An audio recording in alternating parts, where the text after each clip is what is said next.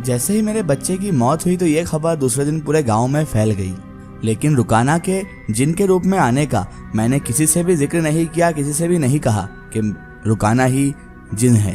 ये राज मैंने अपने दिल में ही रख लिया, क्योंकि अगर मैं ये राज उगल देता तो गांव में जितनी भी मौतें अभी तक हुई थी वो सब मेरे मत्थे पड़ जाती कि ये सारे कत्ल हमने ही किए हैं। इसीलिए मैंने इस राज को अपने दिल में ही दफन कर दिया। उसके बाद जब हम बच्चे को दफनाने कब्रिस्तान गए तो वहाँ पर रुकाना कब्रों के दरमियान अकेला ही बैठा हुआ था। मुझे उसकी शक्ल देखकर खौफ आ रहा था और गांव के मर्द बार बार उसे प्यार कर रहे थे कि बेचारे का कोई भी भाई जिंदा नहीं बचा। जब सब बच्चों को दफन करके घर जाने लगे तो गांव वालों ने मुझसे कहा, क्या तुम रुकाना को घर लेकर नहीं जाओगे? मैं भी मजबूर था, मैं उनकी बात का उन्हें क्या जवाब देता। मैं उन्हें कैसे बताता कि ये हमारा बच्चा है ही नहीं, ये तो एक जिनजादे का बच्चा है। ये बातें बताकर तो गांव वालों को अपना दुश्मन बनाना था। इसीलिए मैंने मजबूरन जाकर रुकाना को उठा लिया और उसे अपने दोनों कंधों पर बिठा लिया।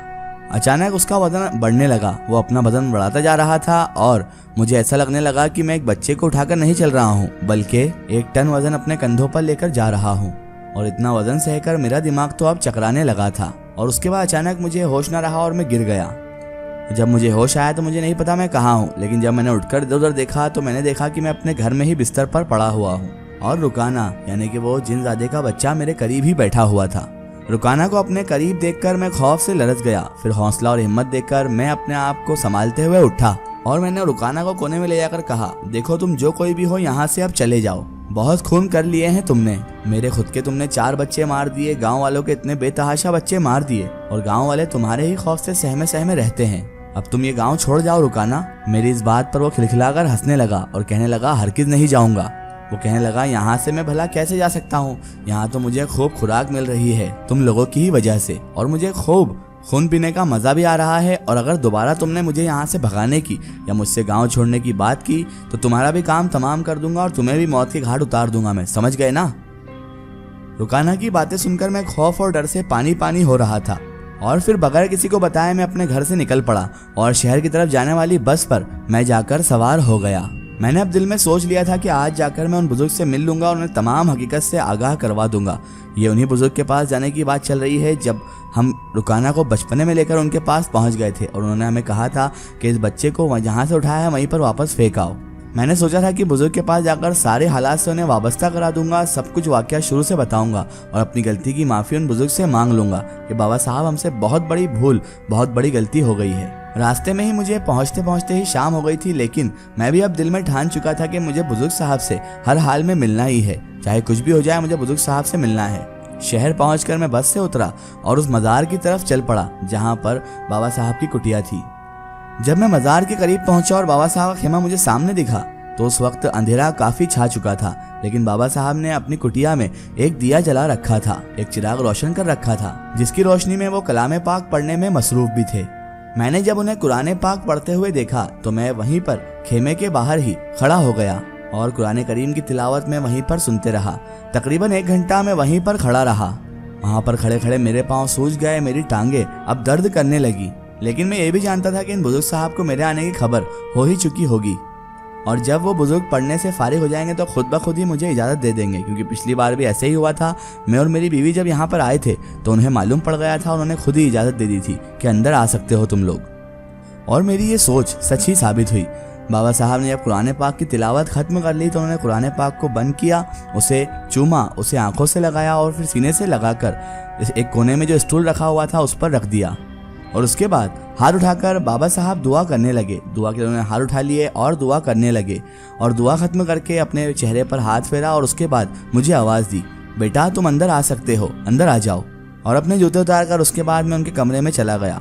उस कमरे में कमोपेश 6 अफराद आराम से बैठ सकते थे और खेमे से अतर की बहुत ही मुश्किबार खुशबू आ रही थी। तभी बाबा साहब मुझसे बोले, बेटे काफ़ी अरसे के बाद आए हो, क्या बात है? मैंने कहा जी बाबा जी, और फिर रोते हुए तमाम कहानी बाबा साहब को सुना दी कि बाबा साहब मैंने ये गलतियां की हैं और इस वजह से मैं अब इतना ज़्यादा परेशान हो चुका हूँ। जब मैं अपनी पूरी दास्तान सुनाने के बाद खामोश हो गया तो बाबा साहब बोले, बेटा तुमने मेरे मना करने के बाद भी उस बच्चे को उठा लिया, क्योंकि मैं जानता था कि वो इंसानी बच्चा हो ही नहीं सकता, वो किसी शराई मखलूक का बच्चा है।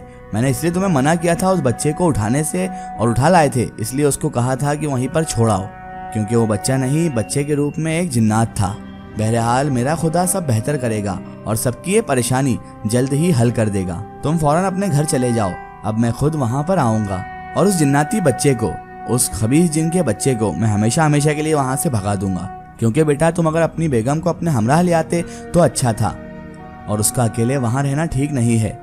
बहरहाल खुदा फजल करेगा, वो अपनी रहमत उस पर भी करेगा। मैंने जब कुटिया से बैठकर बाहर देखा तो घुप अंधेरा हो चुका था, हाथ को हाथ दिखाई नहीं दे रहा था, लेकिन बाबा साहब का हुक्म था कि यहाँ से तुम्हें फौरन निकलना होगा। और फिर मुझे अब हर हाल में वहाँ से निकलकर अपने घर वापस जाना था। मैं वहाँ से निकल पड़ा और सड़क की तरफ चल पड़ा और फिर शहर की तरफ रवाना भी हो गया। रास्ते में मुझे चारों तरफ से खौफ आ रहा था और खौफ ऐसा बर्पा हो चुका था कि मैं दौड़ रहा था। मुझे ऐसा लग रहा था कभी कोई चीज़ मुझे इधर से पकड़ेगी तो कभी उधर से, कभी कोई चीज़ मेरे सामने आए खड़ा ना हो जाए। तो मैं कभी भाग रहा था, कभी चल रहा था और कभी कभी थम जाता था।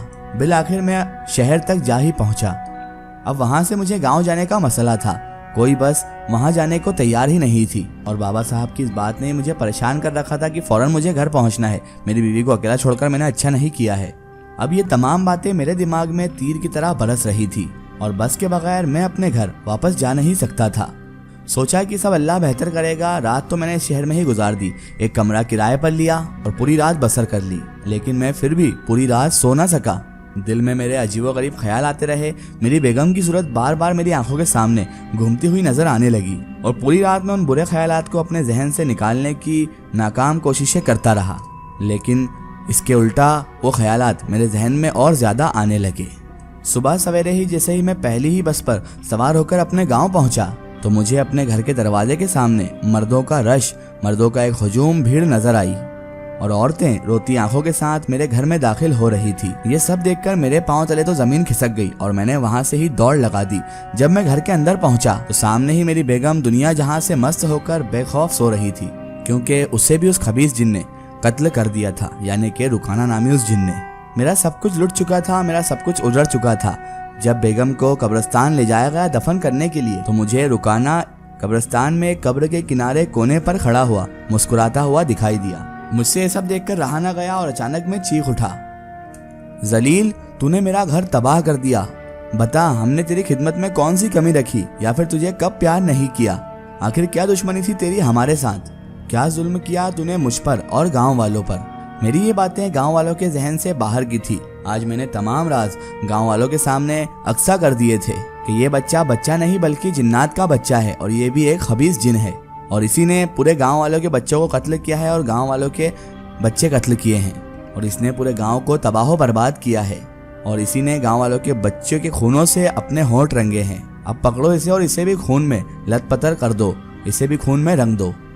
गांव वाले अभी उसकी तरफ बढ़े ही थे कि अचानक से वो खबीस जिनज़ादा यानी कि रुकाना वहां से गायब हो गया। उसके गायब होने की वजह से गांव वालों को मुझ पर पुख्ता यकीन हो गया कि मैं झूठ नहीं बोल रहा था और मैं सच कह रहा था। मैं अपना सब कुछ लुटाकर खाली हाथ गांव की तरफ चला जा रहा था।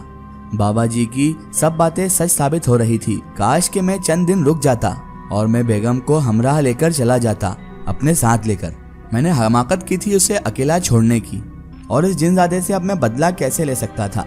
मेरी हालत दिन ब दिन खराब होती जा रही थी और घर के हर हिस्से से मुझे अकेले रह रहकर खौफ आने लगा था। जब मुझे बेगम की यादें तंग करती तो मैं उसकी कब्र पर चला जाता जहां पर मुझे वो खबीस शैतान नजर आ ही जाता। अभी मेरी बेगम की मौत को एक हफ्ता ही गुजरा था कि बाबा जी गांव में तशरीफ लाए और उन्हें पहले से ही खबर थी कि मैं अपनी बेगम को अपने हाथों से ही दफन कर चुका हूँ। सबसे पहले तो मैं बाबा जी का मुरीद हो गया और उसके बाद सारी बाकी की कहानी भी बाबा साहब को सुना डाली। बाबा साहब पूरा मामला सुनने के बाद बोले, अब आपको परेशान होने की या फिक्र करने की कोई ज़रूरत नहीं है।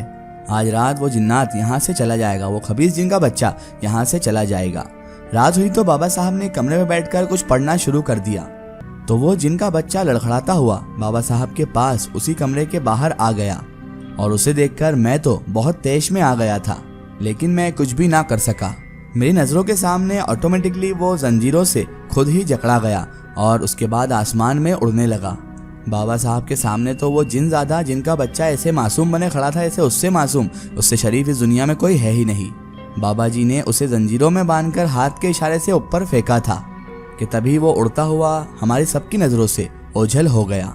बाबा जी जब कमरे से बाहर आए तो उनसे ही हमें पता चला कि अब ये जिनका बच्चा समुंदर में पानी पे जाकर गिर जाएगा और इसकी ताकतें पूरी तरह से खत्म कर दी गई हैं और वहाँ पर पानी में ही ये जिन का बच्चा कैद हो जाएगा।